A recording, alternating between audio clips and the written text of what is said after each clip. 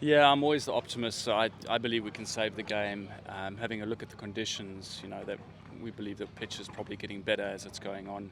Another heavy roller that we can put on their wicket, which will hopefully allow it to keep getting better. But as I mentioned, I'm always the optimist, and I believe we can not only save the game, but go on and potentially win it. And it's quite often in moments like this that there might be a bit of a lack of confidence or belief around, but you go on and win a game here and you put in a good performance. That can quite often be one of the little markers in the season that puts you in a really good place.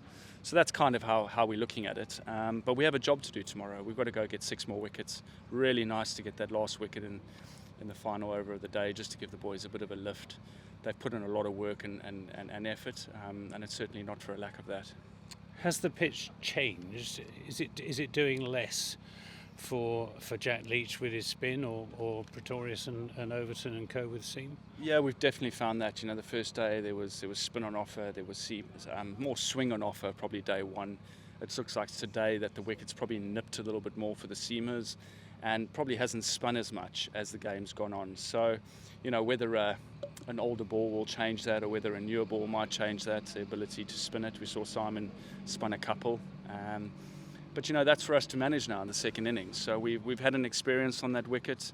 Things haven't worked. We now have to go out and adapt and change things in the second innings to play a lot better than we did.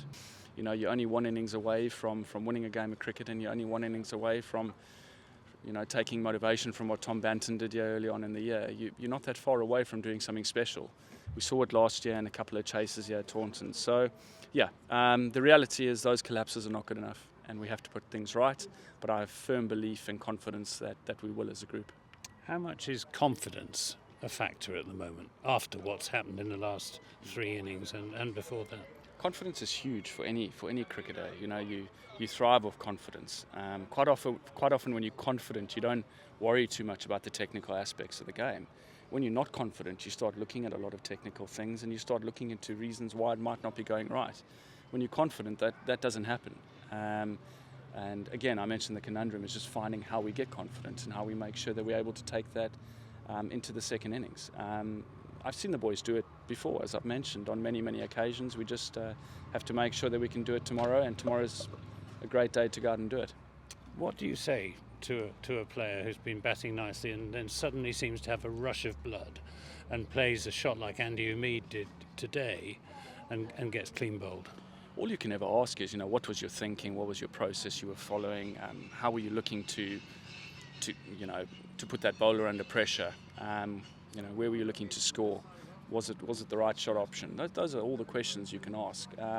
Quite often you might not get the right answers because we're not the ones going out there and doing it. We can only really try help and give methods to go and do it. So it's up to the players to really take responsibility, and I think the big word for me is just being accountable for everything that you're doing.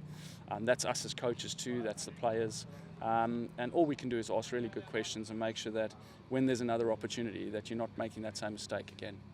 Let's finish on a positive note.